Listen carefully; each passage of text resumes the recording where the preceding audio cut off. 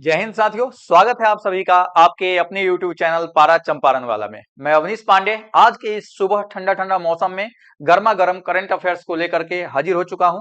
आप सभी अपने रजाई और कंबल में घुसे घुसे हमारी इस करंट अफेयर्स को देखिए, क्योंकि ये किसी भी एग्जाम के लिए काफी इंपॉर्टेंट होने वाले करंट अफेयर्स की सीरीज अभी आपके साथ चल रही है। चलिए, सबसे पहला सवाल जो है वो हम लोग देख लेते हैं कि सवाल है क्या। सवाल है आपको कि सवाल आपका क्या है?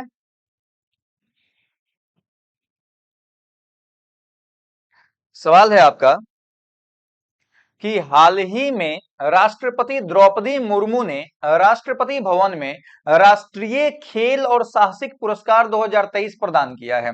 ठीक है, हाल ही में, सिंपल सी बात है, करंट हम पढ़ रहे हैं, आज 11 तारीख है, तो ये पुरस्कार दिया कब गया है? तो ध्यान रखेंगे 9 जनवरी को, 9 जनवरी 2024 को 2023 के लिए, ध्यान रखिएगा, 2023 के लिए पुरस्कारों की घोषणा की गई है, जिसमें आपको राष्ट्रीय खेल पुरस्कार और साहसिक पुरस्कार शामिल हैं।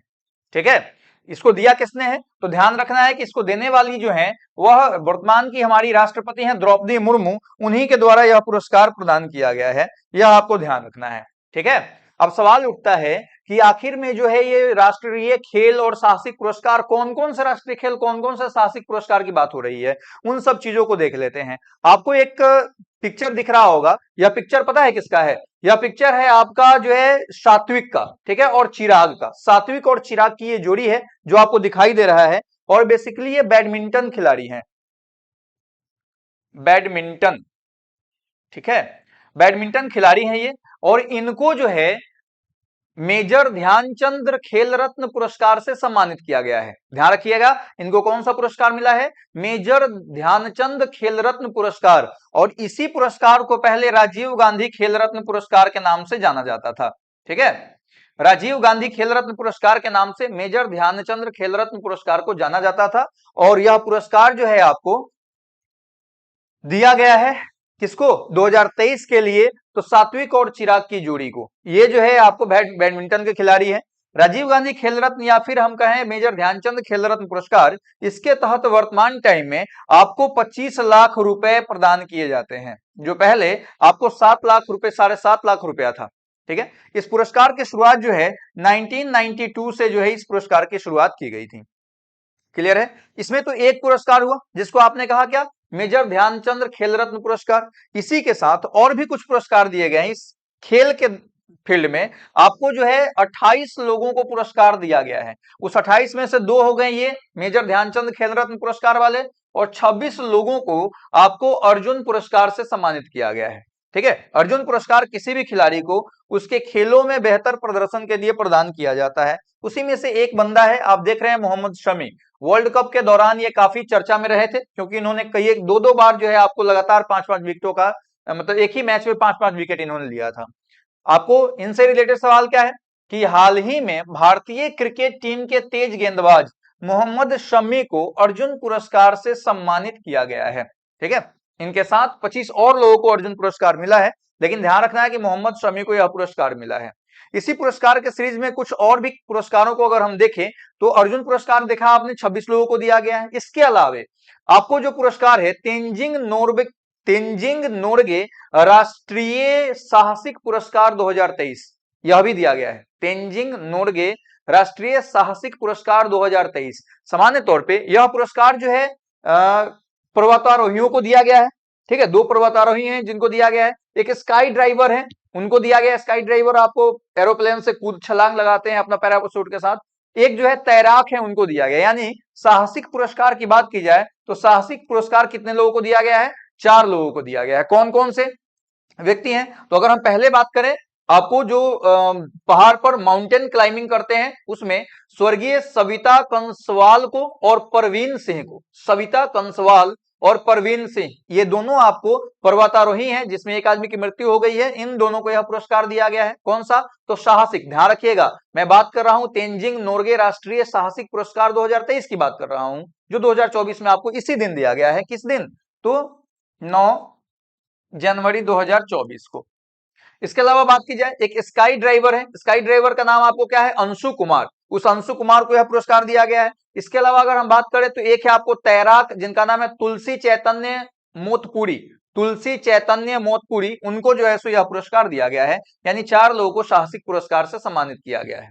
ठीक है। इसके अलावा अगर हम बात करें तो राष्ट्रीय खेल प्रोत्साहन पुरस्कार 2024 जो है 2023, राष्ट्रीय खेल प्रोत्साहन पुरस्कार 2023 यह जैन विश्वविद्यालय जो उड़ीसा में है उसको प्रदान किया गया है। इसके अलावा हम अगर बात करें तो इसमें आपको जो है मौलाना अबुल कलाम आजाद ट्रॉफी 2023 जो है वह किसको दिया गया है, तो यह आपको विश्वविद्यालय को खेल के में बेहतर प्रदर्शन के लिए दिया जाता है और गुरु नानक देव विश्वविद्यालय को यह पुरस्कार दिया गया है। ठीक है, कौन सा पुरस्कार, मौलाना अबुल कलाम आजाद ट्रॉफी 2023 यह दिया गया है किसको, तो ये गुरु नानक देव विश्वविद्यालय को प्रदान किया गया है।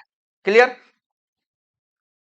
चलिए अगला प्रश्न आप देख रहे हैं, यह है आपको हाल ही में गैब्रियल अटल फ्रांस देश के सबसे युवा प्रधानमंत्री बने हैं। गैब्रियल अटल फ्रांस देश के सबसे युवा प्रधानमंत्री बने हैं। सबसे युवा प्रधानमंत्री देख रहे हैं, इनकी उम्र मात्र जो है 34 वर्ष है। ठीक है, अपने यहाँ 34 वर्ष का आदमी जो है 1.5 कुंटल का पेट लेके घूम रहा होता है, लेकिन देखिए ये कितना जो है हैंडसम स्मार्ट दिखाई दे रहे हैं। फ्रांस के हैं और इन्होंने जो है सबसे कम उम्र में प्रधानमंत्री बनने का जो है क्या उसको कहते हैं रिकॉर्ड अपने नाम किया है फ्रांस में। ठीक है, इनकी अगर हम बात करें तो इनकी एक और खास बात यह है कि ये समलैंगिक है, समलैंगिक। ठीक है, समलैंगिक किसको कहा जाता है, तो जब आप मेल हैं और आपका अट्रैक्शन मेल के साथ हो, फीमेल है आपका अट्रैक्शन फीमेल के साथ हो, तो उस स्थिति में आप समलैंगिक कहे जाते हैं। तो ये जो है मेल है और इनका अट्रैक्शन जो है फीमेल में नहीं होता, इनका अट्रैक्शन जो है सो मेलों के साथ होता है, तो इसलिए समलैंगिक भी है। ये भी ध्यान रखिएगा, हो सकता है सवाल में आपका जो है सो इंक्लूड हो जाए। अगला है कि हाल ही में दिग्गज संगीत सम्राट उस्ताद राशिद खान का 55 वर्ष की उम्र में निधन हो गया है। ठीक है, उस्ताद राशिद खान ध्यान रखिएगा, ये संगीतकार हैं और इनका 55 वर्ष की उम्र में निधन हो गया है, ये सवाल आप ध्यान रखेंगे। अगला प्रश्न है आपका, हाल ही में 10 जनवरी को विश्व हिंदी दिवस मनाया जाएगा। ठीक है, आज 11 तारीख है, 10 तारीख को आपको जो है विश्व हिंदी दिवस मनाया गया है। आपको 10 जनवरी को विश्व हिंदी दिवस, अगर आपसे पूछ दिया जाए कि इस बार जो विश्व हिंदी दिवस था इसका थीम क्या था, तो ध्यान रखेंगे विश्व हिंदी दिवस 2024 का जो थीम है वह है आपको हिंदी पारंपरिक ज्ञान से कृत्रिम बुद्धिमत्ता की को जोड़ना। ठीक है, क्या है, हिंदी पारंपरिक ज्ञान से कृत्रिम बुद्धिमत्ता को जोड़ना, यह आपको जो है विश्व हिंदी दिवस का थीम है 2024 का। याद रखिएगा, थीम आपसे सवाल में पूछे जाते हैं। अगला, हाल ही में भारत यूनेस्को की विश्व धरोहर समिति के 46वें सेशन की अध्यक्षता और मेजबानी दोनों करेगा। ठीक है, 46वां सेशन जो है विश्व यूनेस्को क्या है, तो विश्व में बहुत सारे ऐसी चीजें हैं जो हमारे पूर्वजों के द्वारा पुराने समय में बनाई गई हैं और सही में उस समय के हिसाब से वह विशिष्ट कलाकृति है, तो उसको विश्व धरोहर की सूची में शामिल किया जाता है। उसको करता कौन है, तो यूनेस्को करता है। और भारत जो है 2024 के अंदर जो 46वां अधिवेशन इसका होगा उसमें अध्यक्ष भी रहेगा और मेजबान भी रहेगा। ठीक है, मेजबान और मेहमान, मेजबान का मतलब है कि यह आयोजन जो होगा वह भारत में होगा।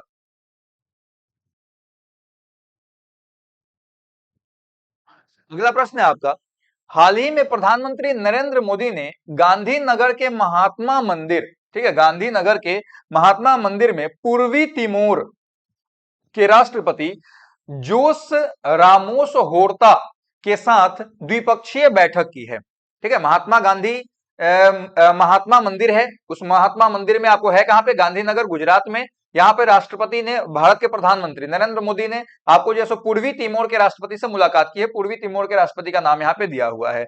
पूर्वी तिमोर की अगर बात की जाए तो यह एक एशिया का देश है। आप देखिए गौर से, यहाँ जो रेड वाला दिखाई दे रहा है यह पूर्वी तिमोर है। और सबसे बड़ी बात, इस पूर्वी तिमोर की राजधानी जो है वह पता है कहाँ है, उसकी राजधानी है दिल्ली।